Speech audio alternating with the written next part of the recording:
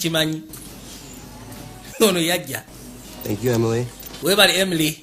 I really don't want to. Nembo tufu setaaga. Plus utilities. Amazima gakatona mugro chimanyi tulina ebintu bingi bitwetaaga osasula. I know, but tujja kwetaagayo roommate. moving in. We don't really have another choice. Tetulina kyakusyalawo. Friends are broke. If we don't get a roomie, Jen's gonna want to move in. Yagamba kati already tuli baavu. Bakyali baffe be tulina baavu. Bano bamuzaffalu baavu.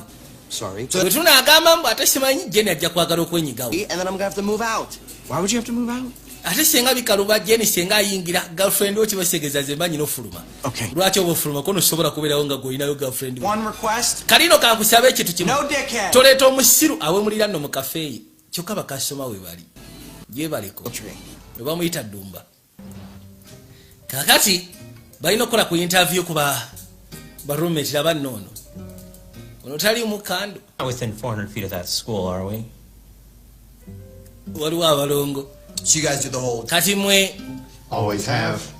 boogera kyekimu. You know it's just for one room. Okimanyi tulina luumu emu. We know. Tukimanyi mulina luumu emu. So you guys do like bunk beds? Kati mugenda kukola ebitanda buno bwakalina. Something. Oba osanga. Cool if I grow in the soil back. Mufaayo senga nsimbako ettaka emabega eyo emmanju. Is that illegal now to do that? Kiri mu mateeka okusimbayo ettaka n'osimbayo enjaga.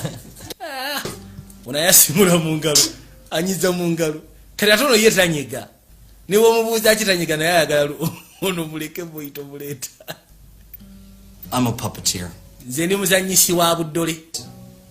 No more performance. Obw'abaana. Nedda si ebyo weebityo kale. So like state Kati obeera ku bino ebifeya. erotic puppeteer. Ebyabakulu 18 okweyongera nkosya kana akawansi. Muno bamwenzi oba kiki? Kati baba bali wawe mukyali yajja. Oh, place. Thank you. Kafu kasufu ke mwina nti weebali kusiima. Chloe, Kati Chloe, it's about yourself. soko tuli ebikwatako. I'm Nze 28 years nina old. emyaka 28 egy'obukulu. In between jobs right now. Nnaku zino nnoonya I'm mulimu. living in Santa Monica, but I can't really live there anymore. Era ng'agamba nti yali abeera mu Santa Monica naye takyasobola kubaayo. Pick up, and I'm trying to get as far away from there as possible. Wow, that's probably the worst pitch you've heard all day. Nkiwaayo emboozi ekyasiza okunyiiza gye mwawulidde mu beetagwa urumu ko nedda. Today. Bangi abatugambye ebitalina makulu olwaleero. Tell us why you think you'd be a good roommate. Kati sooka obutire lwaki olowooza nti osobola okubeera roommate omusufu?